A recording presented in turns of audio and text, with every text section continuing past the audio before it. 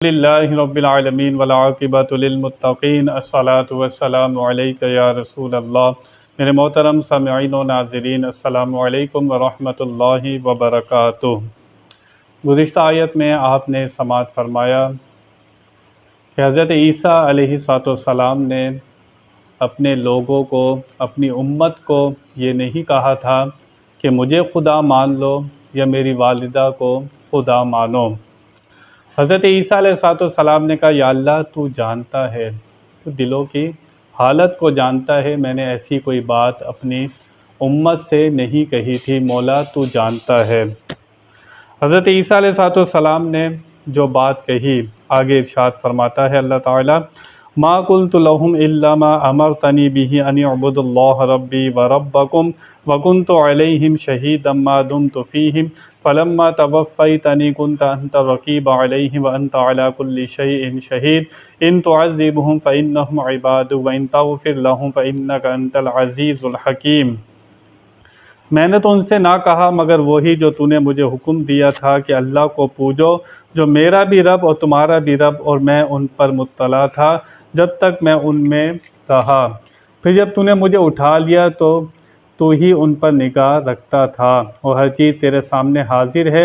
اگر تو نے عذاب کرے تو وہ تیرے بندے ہیں، اگر تو نے بخش دے تو بے شک تو ہی غالب حکمت والا ہے۔ حضرت عیسیٰ علیہ السلام کہہ رہے ہیں، یا اللہ جب تک میں تھا میں ان سے کہتا رہا کہ اللہ کی عبادت کرو، جو تمہارا بھی رب ہے میرا بھی رب ہے۔ جب تو نے مجھے آسمانوں پر اٹھا لیا تو مولا کریم پھر تیرے ذمے تھا، وہ میں نے اپنی تبلیغ کا جو کام تھا وہ پورا کر دیا، اس کے بعد مولا کریم جو کچھ کرنا تھا وہ تیرے ذمے پر تھا، تو کرنے والا تھا۔ تو جانتا تھا ان لوگوں نے جو کیا کہ مجھے خدا ٹھہرا لیا، میری والدہ کو خدا ٹھہرا لیا، تو اس بات کو جانتا ہے۔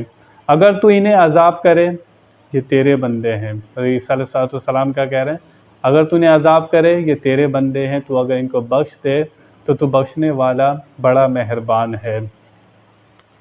کافر اور مشرک اگر توبہ نہ کرے، ایمان لے کر نہ آئے، یہ کفر اور شرک یہ ایسے گناہ ہیں کہ اللہ تعالیٰ ان کی بخشش نہیں فرماتا۔ عیسیٰ علیہ السلام کا کہنا تھا جو ان کے علاوہ گناہ کرتا ہے، کیونکہ مشرک اور کافر کی بخشش نہیں ہوتی، اس کے علاوہ اللہ تعالیٰ جو چاہے گا گناہ معاف فرما دے گا۔ ایک شرک کو معاف نہیں کرتا، ایک کفر کو معاف نہیں کرتا اگر ان کا خاتمہ کفر اور شرک پر ہو جائے۔ حضرت عیسیٰ علیہ السلام فرما رہے ہیں، مولا وہ تیرے بندے ہیں، چاہے تو بخش دے، چاہے تو انہیں عذاب دے۔ ہمارے نبی کریم صلی اللہ تعالی علیہ وسلم کبھی زبان مبارک سے یہ نہیں فرمایا کہ مولا تو میری امت کو عذاب دے یا ان کی پکڑ فرما۔ آپ رحمت للعالمین، اللہ تعالیٰ نے آپ کو بنا کر بھیجا، آپ تو پیدا ہوئے اپنی امت کے لیے دعا کرتے ہیں، معراج پر گئے وہاں بھی اپنی امت کو یاد رکھا، قبر انور میں تشریف لے گئے تو جب بھی زبان مبارک پر یہی تھا، مولا میری امت کو بخش دے۔ آپ کہیں بھی اپنی امت کو بھولے نہیں ہیں۔ فرماتے ہیں میں اللہ تعالیٰ سے جب تک راضی نہیں ہوں گا، جب تک میرا ایک ایک امتی جو مجھ پر ایمان رکھتا ہے، مجھ سے محبت رکھتا ہے، اللہ تعالیٰ اسے دوزخ سے نکال کر جنت میں داخل نہ کر دے، جب تک میں اللہ تعالیٰ سے راضی نہیں ہوں گا۔ آپ فرماتے ہیں میری شفاعت میری امت کے بڑے بڑے گناہ گاروں کے لیے۔ آپ خود ارشاد فرما رہے ہیں، ایسا نبی کہاں ملے گا، ایسا شان والا نبی نہیں ملے گا، ایسا غم خوار نبی جو اپنی امت سے اتنی محبت رکھتا ہے کہ اندازہ نہیں کر سکتے۔ قرآن و حدیث پڑھ کر دیکھیے، آپ کو پتہ چلے گا نبی کریم صلی اللہ تعالی علیہ وسلم اپنی امت پر کتنے مہربان ہیں۔ آپ اتنے مہربان ہیں کہ کوئی اندازہ نہیں لگا سکتا۔ اب یہی دعائیں کرتے رہے یا اللہ، اور اللہ تعالیٰ نے اس امت کو آسانیاں بھی بہت دی ہیں، وہ نبی کریم صلی اللہ تعالی وسلم کی برکت سے ملی ہیں۔ پہلے کپڑا ناپاک ہو جاتا جلانا پڑتا تھا، اس کو جلا دو، امتیں گناہ کرتی تھی ماتھے پر لکھے جاتے تھے، گناہ کرتے تھے ماتھے پر لکھے جاتے تھے، آج اگر گناہ ہمارے ماتھے پر لکھے جاتے تو ہمارا کیا حال ہوتا۔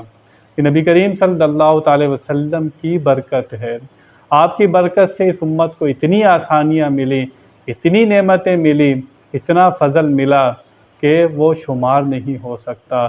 پہلی امتوں کو ایسی آسانیاں نہیں ملی، ایسا فضل نہیں ملا۔ اللہ تعالی ہمیں اس نعمت کی قدر کرنے کی توفیق عطا فرمائے۔ وآخر دعوانا ان الحمد للہ رب العالمین۔